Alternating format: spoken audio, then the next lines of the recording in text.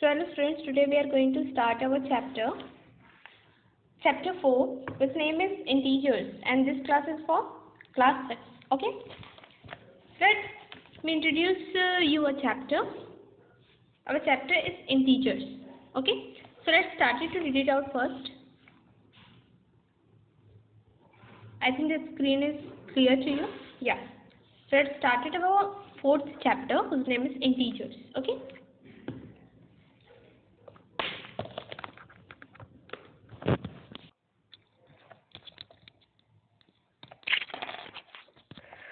One day, the student of class requested the teacher to let them play some games. The teacher happily agreed to this and said, "Why not? Let us play a game of number today."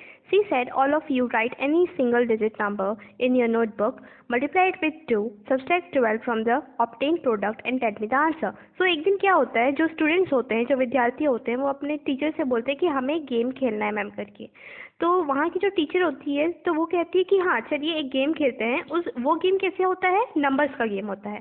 तो teacher कहती है कि सबसे पहले आपको कोई एक digit का नंबर लेना है। सिंगल डिजिट मतलब only 1 digit. For example 18 2 digits के नंबर हो जाते हैं, और 8 क्या होता है? 1 डिजिट का नंबर होता है। तो टीचर ने कहा कि आपको एक डिजिट का नंबर लेना है। Teacher said that you have to take single digit number in your notebook and then multiply it with 2। ठीक है, मल्टीप्लाई करें 2 से and then subtract 12 from it.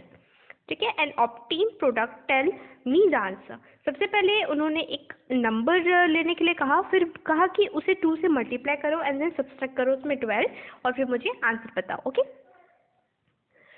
So direction, number, consideration, Fatima, Kamli, Manu. So 3 students, the name of 3 students are given in our textbook. First is Fatima, second is Kamli, and third is Monu. Okay, so Fatima thought that I take 7 as a number, as a single digit number. Kamli thought that I take a 6 as a single digit number, and Monu thought that I take a 5 as a single digit number. Then Fatima, okay, so Fatima ने क्या लिया? 7, Kamli ने 6, and then Monu ने क्या लिया? 5. Okay, then the teacher said that you have to multiply the number which you are thinking to multiply by 2. Okay, by 2. So Fatima multiplied 7 by 2, Kamli multiplied 6 by 2, and Monu multiplied 5 by 2. Okay, then thirdly, teacher said that you have to subtract 12 from the product. So Fatima subtract 12 from the 14, Kamli subtract 12 from the 12, and Monu subtract 12 from 10. Okay, so the answer of Fatima is 2, Kamli is 0, and Monu is -2. Why -2? Because when we subtract any large number to the smaller one, so we always get a -1. Okay, so the number of students could have 3 type of possibilities. Some students might have a result like Fatima. तो देखो, जो बच्चों ने 7, 6 and 5 लिया, जो number लिया, तो उन्हें ये आंसर मिले। बट ऐसा भी हो सकता है कि कुछ बच्चों ने 4 लिया और 3 लिया हो, तो वो बच्चे के ऊपर डिपेंड करता है, क्योंकि वो एक गेम खेल रहे थे। That's why all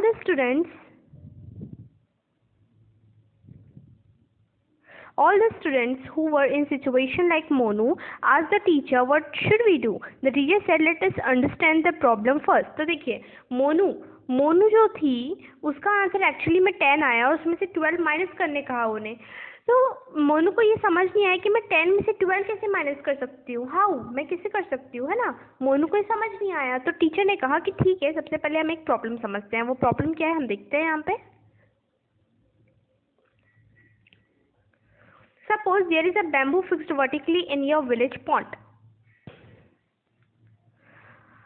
So teacher ने कहा there is a bamboo fixed vertically in your village pond. An insect of the pond climbed 10 feet straight up the bamboo from the surface of the water and then slipped back 12 feet downwards. अब क्या होता है? Teacher ने कहा कि suppose मानो कि ये एक पूरा पॉन्ड है। इस पॉन्ड में एक बड़ा सा बैम्बू का क्या है? स्टिक है, और वहाँ पे एक इंसेक्ट है। तो इंसेक्ट सबसे पहले 10 फीट अबोव स्टेट में चढ़ा, क्लाइंब किया, एंड देन वो स्लिप हो गया 12 फीट से। ओके, पहले 10 देन 12। ओके, इतना समझ आया? Then this means the insect could not slip, climb up and is now 2 feet under the surface of water. This means the insects could not climb up and is now 2 feet under the surface of water. So सबसे पहले firstly insect have to climb up in 10 feet and then it sinks in 12 feet. So इसका mean क्या होता है कि 2 feet वो और अंदर वाटर में चले गया. वो 10 फीट तो चढ़ा ही था पर 12 फीट और सिंक हो गया, मीनिंग उसका 10 फीट भी गया एंड देन 2 फीट से वो और सिंक हो गया है अंदर. Okay, this means the insect could not climb up and is now 2 feet under the surface of water. If the level of water be considered 0, then how will you show the measurement below the point 0? Okay, so यहाँ पे कहा जा रहा है, यहाँ पे ये कहा जा रहा है द लेवल ऑफ वाटर भी कंसिडर 0. अगर लेवल ऑफ वाटर को हम 0 यहाँ पे कर रहे हैं, देखो अगर हम ये 0 कर रहे हैं, इसे समझ रहे हैं, then how will you show the measurement below the point 0. तो आप 0 के नीचे जो होते हैं, I want to say that, देखो 0 तो यहाँ पे रहेगा हमारा, ठीक है. अगर हम 0 इसे मान रहे हैं तो इसके ऊपर क्या हो जाएगा, 1 2 3 4 ये सब हो जाएगा. लेकिन 0 के नीचे क्या होता है, 0 के नीचे क्या होता है ये तो हमें नहीं पता, ये देखते हैं, है ना. This means the insects, okay, but Monu couldn't yet understand what number could be used to show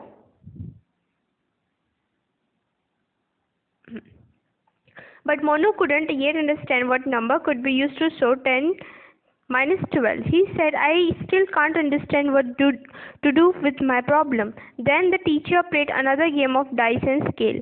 She said, I have a big scale on which 0 is written in the center. One both left and right side of the 0. 10 divisions made on the right side of 0. Number 1 to 10 are written and we have to dice, one red and the other green. So क्या होता है, मोनू तब भी नहीं समझ पाती कि हम 10 में से 12 को कैसे माइनस करें. So टीचर एक और गेम उन्हें खिलवाती हैं. वो गेम क्या होता है, वो गेम में टीचर के पास एक बड़ा सा स्केल होता है जिसमें सेंटर में 0 होता है. 0 के राइट साइड्स में कुछ 10 डिजिट्स लिखे होते हैं और लेफ्ट साइड में भी 10 डिजिट्स लिखे रहते हैं. तो अब टीचर ये बोलती है, यू हैव 2 डाइसेस, तुम्हारे पास 2 डाइसेस है, एक रेड कलर की डाइस है एंड देन एक ग्रीन कलर की डाइस है. Okay, there are 2 conditions for the game. First, we shall move as many numbers toward right on the scale which will be equal. We shall move as many numbers toward right on the scale which will be equal to the number of points that be seen on the face of red side. Okay, red dice. तो first case ये होता है कि we shall move as many number toward right on the scale which will be equal to the number of points that be seen on the face of red dice. तो जब भी वो red dice को dice करती है, जब भी उसे जंप करवाती है डाइस में, तो जितने भी उसके नंबर्स आते हैं उतने नंबर 0 के राइट साइड में उसे लिखना होता है. ओके, ये फर्स्ट कंडीशन है. एंड सेकंड क्या है, we shall move as many number toward left on the scale which equal to the number of points that will be seen on the face of a green dice. तो जब भी वो green dice को jump करवाती है और उसमें जितने भी पॉइंट्स आते हैं तो उतने ही नंबर्स को उसे 0 के लेफ्ट साइड में लिखना होता है. This move will be for from that point where we have stopped after making the moves for the red dice. Okay, तो ये हमें करते रहना है और हमें ये तब तक करना है जब तक we have stopped after making the move for the red dice. ठीक है, जब तक दोनों इक्वल हो जाते हैं और रेड डाइस में हमको ये ख़त्म करना है. ठीक है, द गेम स्टार्ट नाउ. अब गेम स्टार्ट होता है. First of all Fatima throw the dice. तो फतीमा ने सबसे पहले डाइस फेंका. Fatima red dice showed 5 places and green dice showed 3 points. Okay, तो फतीमा ने रेड एंड ग्रीन डाइस दोनों साथ में फेंका. ठीक है, तो फतीमा के रेड डाइस में 5 प्लेसेस आई हैं और अपने ग्रीन डाइस में 3 पॉइंट्स आए हैं. According to the condition, Fatima would have move 5 places toward the right from the 0 and then come back 3 places. Okay, सो यहाँ पे देखिए, यहाँ पे एक्चुअली में ये थोड़ा कंफ्यूजिंग रहेगा. यहाँ पे एक्चुअली में क्या बोला जा रहा है, यहाँ पे हमें लेफ्ट साइड नहीं लेना है. Sorry about that. देखो यहाँ पे ये है एक्चुअली में कि अगर आप रेड डाइस को उछाल रहे हो तो आपको जितना भी पॉइंट आ रहा है उतना ही आपको 0 के राइट साइड में मूव करना है. और फिर ग्रीन डाइस को जितना आप उछाल रहे हैं उतना आपको पीछे आ जाना है राइट साइड से. जितना आगे बढ़े थे रेड डाइस में जितना आया था उतना आगे बढ़े और ग्रीन डाइस में जितना आ रहा है वही रेड डाइस में जितना आगे बढ़े थे वहाँ से पीछे हो जाना है। समझ आ रहा है? ठीक है, तो देखो सबसे पहले क्या हुआ, फतीमा थ्रो द डाइस, तो फतीमा के रेड डाइस में 5 आया, मतलब उसको 0 के राइट साइड 5 प्लेसेस से बढ़ना है। और ग्रीन डाइस आया, ग्रीन डाइस में कितना आया, 3 आया, मतलब उसको 3 पीछे हो जाना है। ओके, तो यहाँ पे वही हुआ, पहले फतीमा 5 प्लेसेस आगे बढ़ी और 3 प्लेसेस पीछे आ गई। अब कमली की बारी है। Now it is the turn of Kamli. Now Kamli throw the 2 dices, both the dice showed 4 points, तो दोनों डाइसेस में 4 पॉइंट्स ही आए हैं। तो कंडीशन के हिसाब से क्या हुआ, वो पहले 4 प्लेसेस 0 के राइट साइड आगे बढ़ेगी एंड देन वो फिर से 4 प्लेसेस वापस आ जाएगी लेफ्ट साइड में। Okay, at last Rakesh throw both dices, फिर राकेश ने डाइसेस को जंप करवाया, तो रेड डाइस में उसे 2 पॉइंट मिले और ग्रीन डाइस में उसे 5, तो मतलब 0 के राइट साइड उसने 2 प्लेसेस आगे बढ़ा और वहीं से वो 5 प्लेसेस पीछे चला गया। समझ आ गया आपको? ठीक है, toward left which means he crosses 0 and stop at the third place to the left of the 0। तो इसका मीनिंग क्या हुआ कि वो 0 के लेफ्ट साइड के थर्ड प्लेस में रुक गया है। Okay, Once again the children are not able to understand how this position can be represented by the number। तो हम तो ये जानते हैं कि 0 के राइट साइड में पूरे 1 2 3 4 5 6 7 8 9 10 नंबर्स आते हैं, लेकिन 0 के पीछे क्या होता है, 0 के पहले क्या आता है, we don't know about that and the children also don't know about that. Okay, but Kamli and other students are slightly able to understand the fact that the numbers are increasing by 1 to the right of 0, which means to move toward right 1 added to previous number to get the next number। but Kamli और उसके friends को थोड़ा समझ आने लगा कि देखो 0 के आगे 1 है, 1 के आगे 2 है, तो इसका मीनिंग ये है कि जैसे जैसे हम एक प्लेस 1 प्लेस आगे बढ़ रहे हैं, इंक्रीज हो रहा है, वैसे वैसे उसमें 1 ऐड होते जा रहा है। फॉर एग्जांपल 0 में अगर आप 1 ऐड करेंगे तो आपका 1 आएगा, 1 में अगर आप 1 ऐड करेंगे तो आपका 2 आएगा। तो ऐसे करके कमली और उसके फ्रेंड्स ने समझ लिया कि हम 1 पोजीशन आगे बढ़ रहे हैं तो हमें +1 करना पड़ेगा, किसमें, for that position, meaning for that digit. ठीक है, Similarly, to go toward left, 1 is subtracted from the original number to get the preceding number। तो वैसे ही कमली ने ये तो सोच लिया कि अगर हम आगे बढ़ रहे हैं तो हम ऐड कर रहे हैं, पर उन्होंने अपना थोड़ा और माइंड लगाया और सोचा कि अगर हम पीछे आएंगे तो क्या हम सब्सट्रैक्ट कर रहे हैं। यस, हम सब्सट्रैक्ट कर रहे हैं। फॉर एग्जाम्पल अगर आपका 0 है तो 0 में अगर आप -1 करते हैं तो आपका आंसर क्या आता है, -1। यस, -1 कैसे लिखते हैं, -1 लिखते हैं, ये निगेटिव नंबर कहा जाता है। Why we called it as a negative number, because it contain a negative sign which is called sign of subtraction. Okay, this is called a sign of subtraction, जिसे आप माइनस भी कहते हैं। सो negative numbers meaning 0 के पहले हमें से negative numbers आते हैं जिनके सामने माइनस का साइन लगा होता है, that's why we called it as a negative numbers. Okay,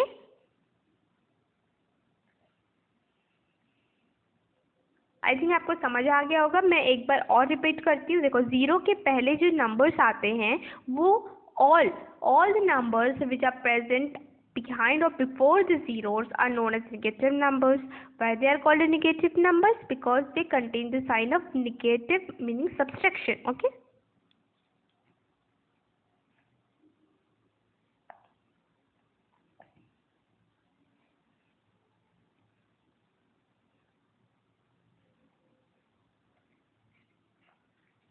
So the numbers toward right of zeros are obtained by adding 1 and there towards the left of zeros are obtained by subtracting 1। तो हमें यहाँ तक ये समझ आ गया कि 0 के right side में अगर हमें नंबर्स लिखने हैं so we have to add 1 from it. Okay, और to it, sorry, we have to add 1 to it. ठीक है, जैसे जैसे हम आगे बढ़ेंगे हमें 1 उसे ऐड करते जाना है and then if we have to या if you want to know about what is a number which is come before the 0, so we have to subtract 1। Okay, अगर आपको 0 के पीछे देखना है so you have to subtract and अगर आपको 0 के आगे देखना है तो you have to add. Okay, did you understand what I said? Yes, आज द टीचर ने पूछा। Monu said, does that mean that the numbers to be right of line zeros are positive and those to the left are negative? The teacher said, exactly, that's right. So मैंने आपको बता दिया था what is a negative and what is a positive. Zero के right side में जो भी number आते हैं उन्हें हम पॉजिटिव नंबर्स कहते हैं. Why we call as a positive numbers? Because वो नंबर्स जो होते हैं 1 2 3 4 वो कोई नेगेटिव साइन तो कंटेन करते नहीं है. That's why we call it as a positive numbers. पर जीरो के पहले जो नंबर्स आते हैं वो माइनस का साइन कंटेन करते हैं जो कि नेगेटिव साइन होते हैं. That's why we call those numbers as a negative numbers. I think you all understand what I want to say.